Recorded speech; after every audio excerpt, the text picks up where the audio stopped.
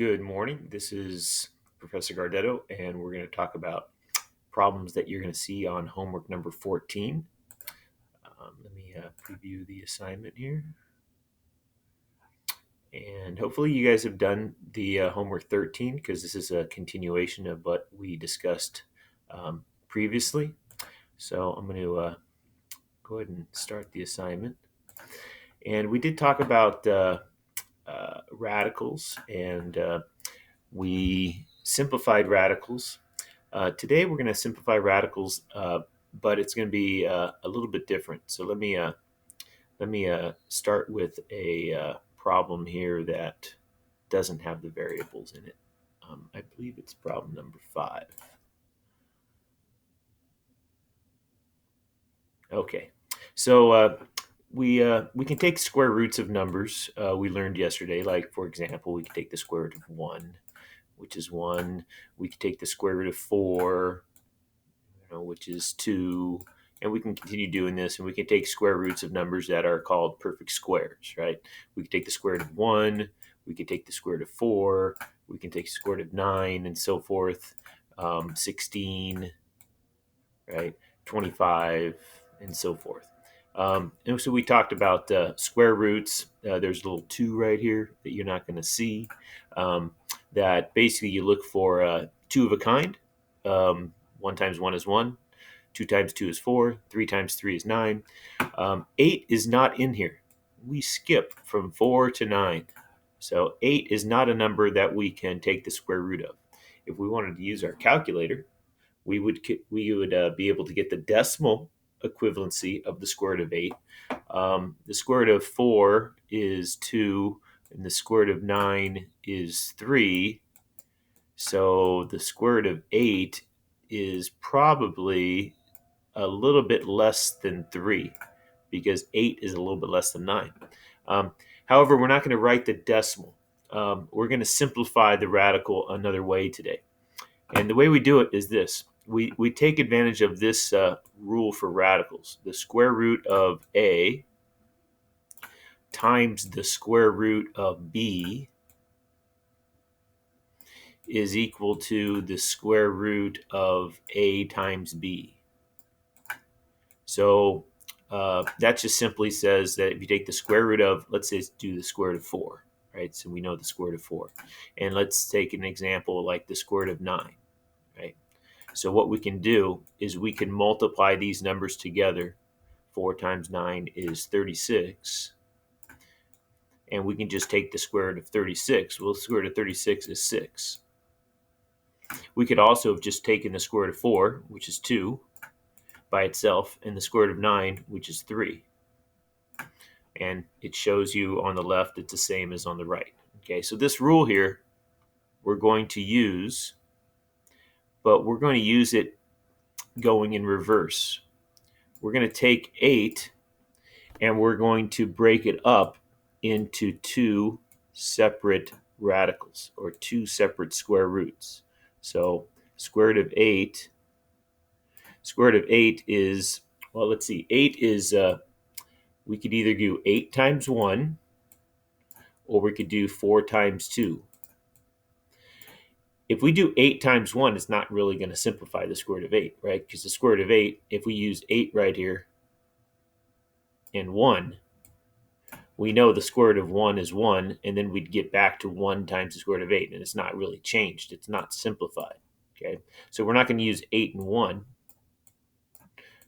and I'm just going to write 1 radical instead of 2. I'm going to write it this way. So I'm going to take 8, I'm going to divide it into 4 times 2. So since 4 times 2 is equal to 8, what we can do is we can take the square root of 4, and that number comes outside the radical. So the square root of 4 is 2, but this 2 is left inside the radical.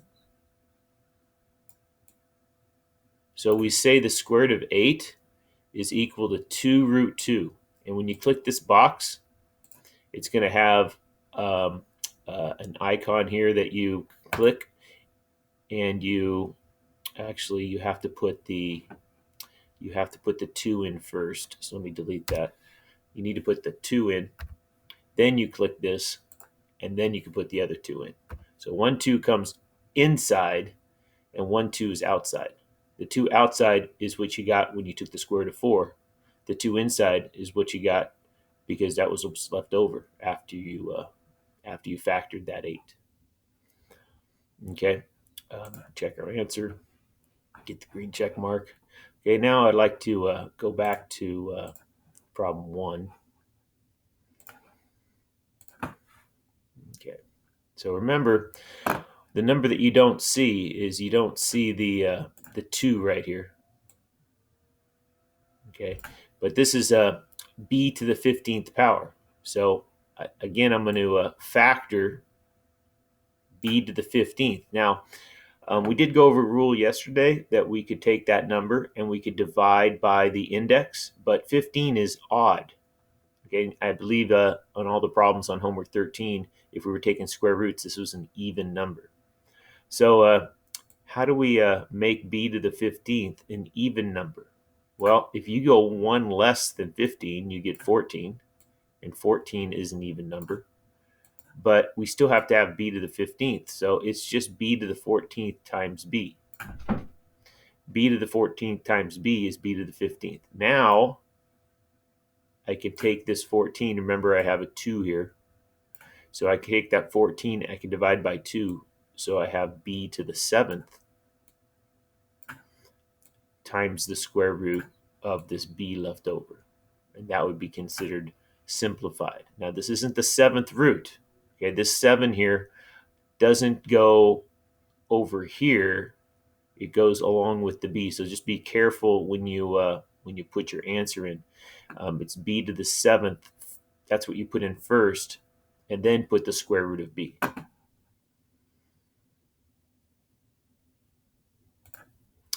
Okay.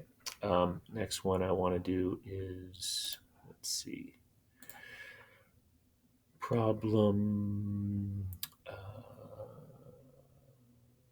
11, I think. Okay. Problem 11, well, it has 2 radical expressions. When we do multiply radicals, they need to be the same indices, so the same index. So that's good, because if it was the square root of 9 times the 5th root of 3, we couldn't multiply that 9 and that 3 together. But we can in this case. This is just the 5th root of 9 times 3, and 9 times 3 is 27. Okay. Now, we need to express numbers in simplified form. So, 5th root, we have to have 5 of a kind. We have to have 5 of a kind. 27 is just, let's see, 27 is 3 times 9. And 9 is 3 times 3. So 27 is just 3 of a kind. If that was a cubed root of 27, we could write it as 3. But since it's the 5th root of 27, and we don't have 5 of a kind, we just have 3 of a kind, we can go ahead and leave it like this. We can leave the answer like that. I believe when you click this box here, it gives you this key, and that allows you to put the index in first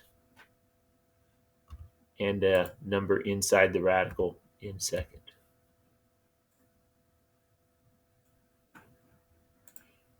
Okay. 18.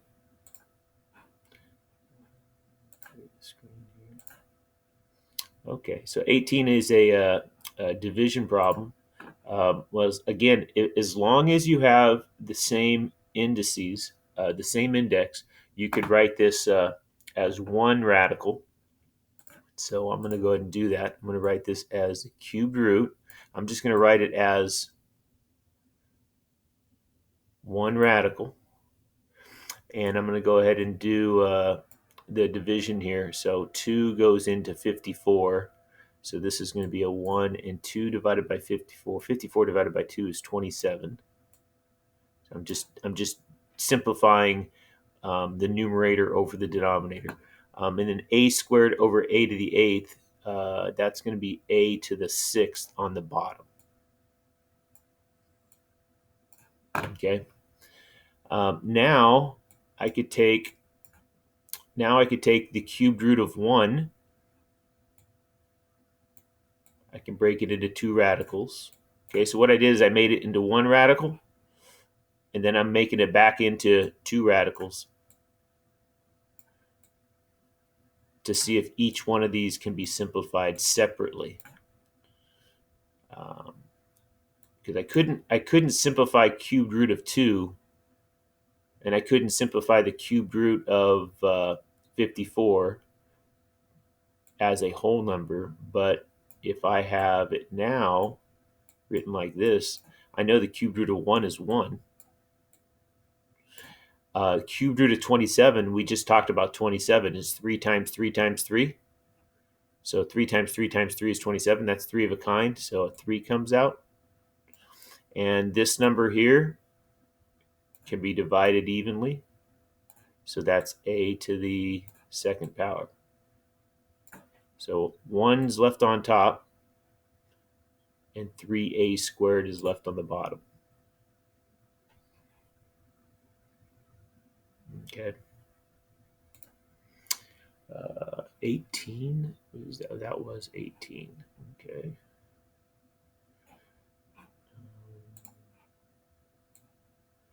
Okay. 20.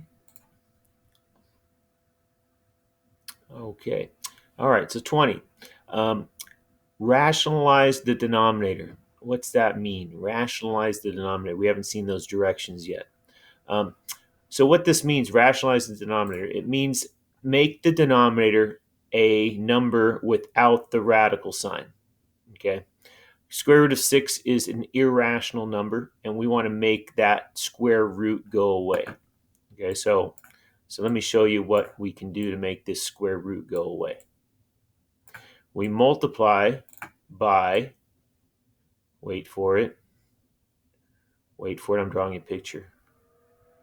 Wait for it. What's this look like?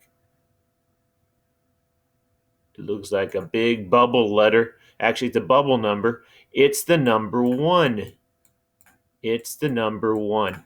When we multiply by 1, we never change anything, right? Take your age, multiply by 1, it's your age, right?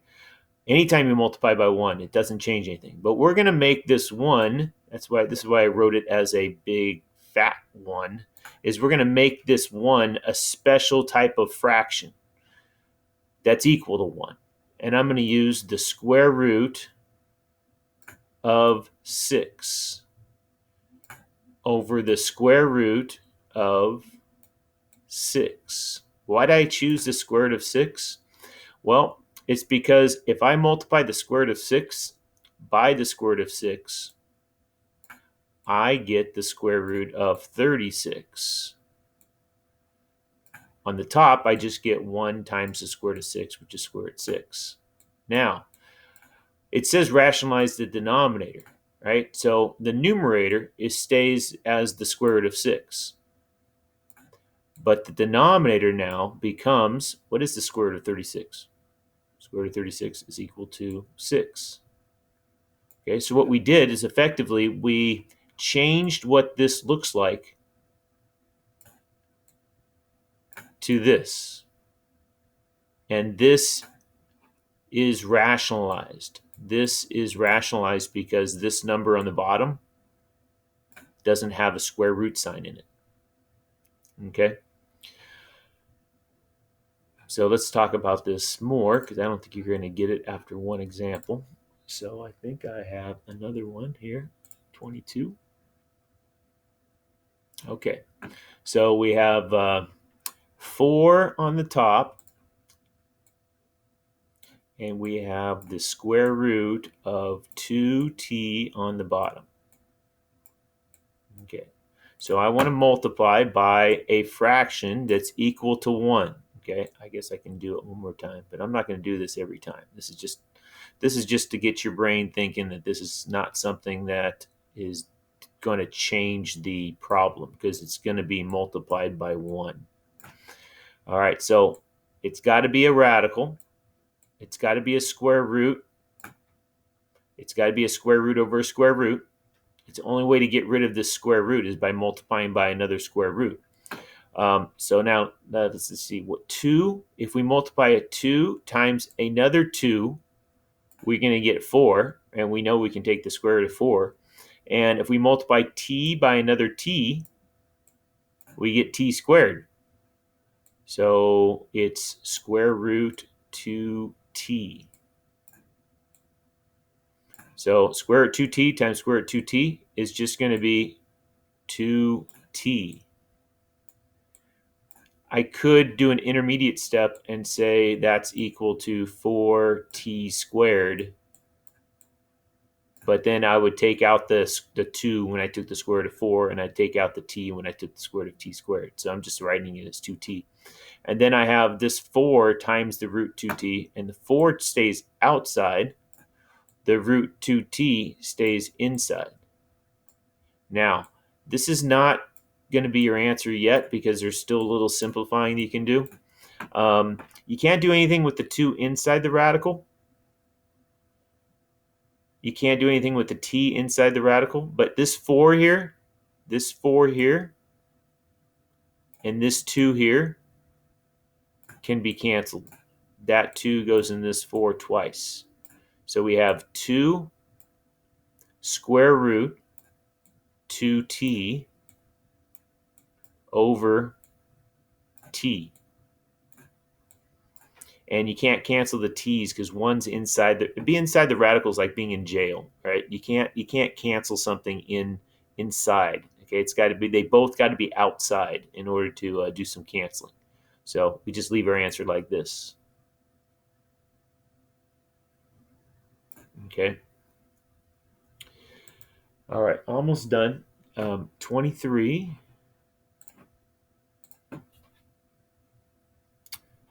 Okay. So when you start rationalizing denominators, you might get under the impression that you'll always multiply by whatever that is in the denominator, which you could, right? You could multiply by the square root of 12 over the square root of 12 because 12 times 12 is 144, and you could take the square root of 144. However, you would have to do a little bit of simplifying here if you did it this way, because 12 is not simplified. Right? 12 is 4 times 3. And so if you have a 12 out here, if you have a 12 inside here, 12 is 4 times 3. So a 2 is going to come out here. A 2 is going to come out from this 4, but there's already a 4 right there. So that 4 is going to turn into an 8.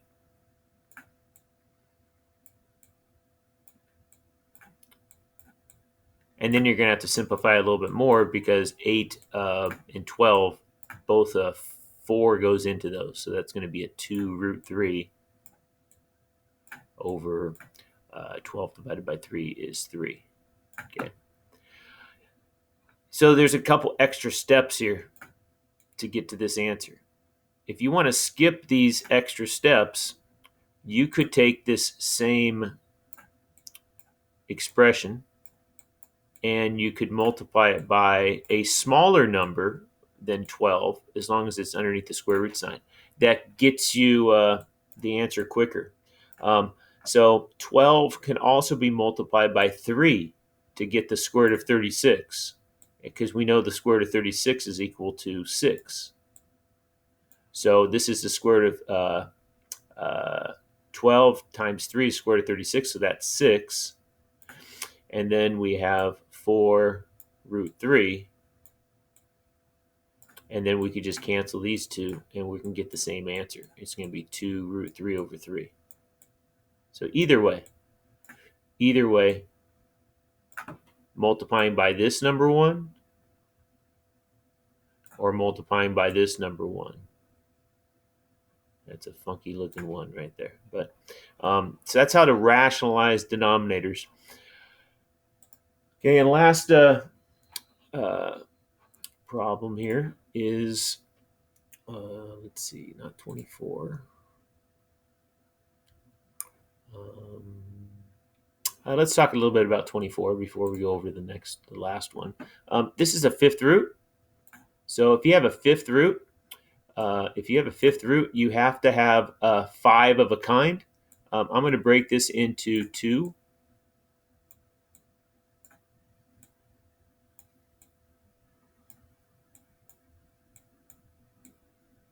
Okay, and so we need to have 5. Remember, we're looking for the denominator. We're looking to rationalize the denominator. So 5 of a kind. Well, you have 4 x's here.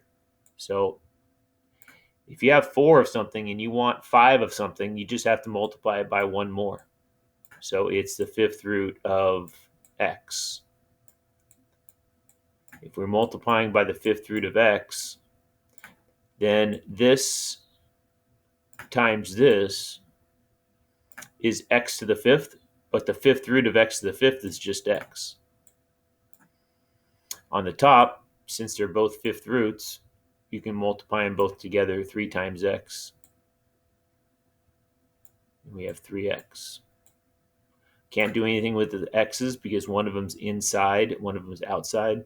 There's no fifth root of 3, so we're going to just leave our answer like this. Okay. I'll be doing a lot more of these problems in lecture today. And last problem, number 27,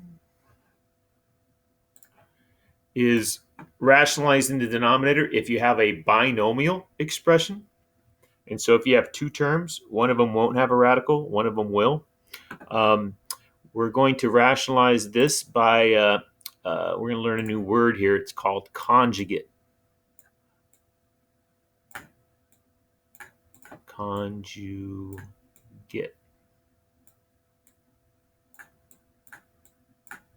Okay. So the conjugate of 4 plus root 6, the conjugate of 4 plus root 6 is 4 minus root 6. Basically, it just changes the sign in the middle. Why do we need to know that? Well, if we take the bottom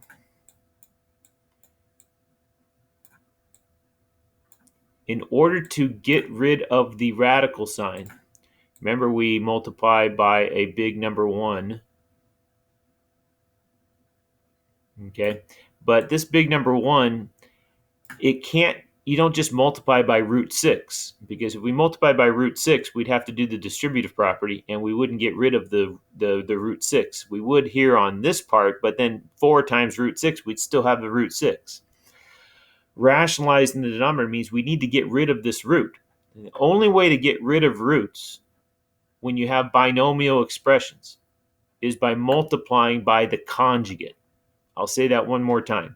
The only way to get rid of a binomial expression that has a square root, the only way to rationalize a denominator that has a square root when it's a binomial is to multiply by the conjugate. The conjugate of 4 plus root 6 is 4 minus root 6.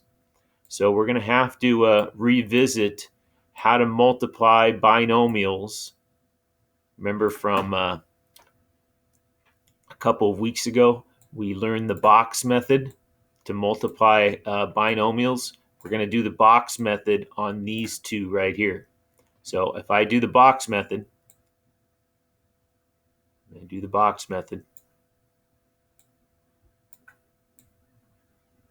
Okay, 4 plus root 6, 4 minus root 6. 4 times 4 is 16. 4 times root 6 is just 4 root 6. Negative root 6 times 4, that's just negative 4 root 6. Negative root 6 times positive root 6 is negative square root 36. Square root 36 is 6. So look what happens when you multiply conjugates together. You see what happens? These two right here are opposites of each other. So what happens if we combine two opposites? They cancel. 4 root 6 minus 4 root 6. That will always happen. Now we simply have 16 minus 6. Well, 16 minus 6 is 10. So this is what rationalizing the denominator means. It means that you made it into a rational number. On the top, 7 times 4 is 28. 7 times negative root 6 is negative 7 root 6. Now, I don't think you have to multiply that 7 out. I'm gonna put it in here in a second. I think you could have written the answer like this.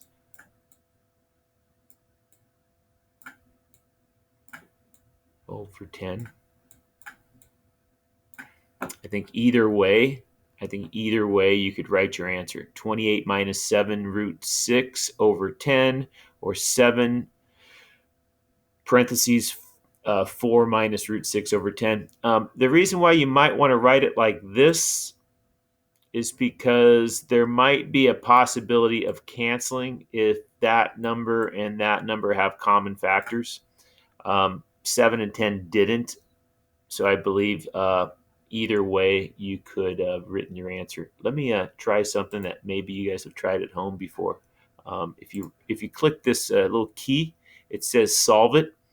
And then it says you will lose your current question attempt. Well, you can just try another one if you wanted to, because you have unlimited number of attempts.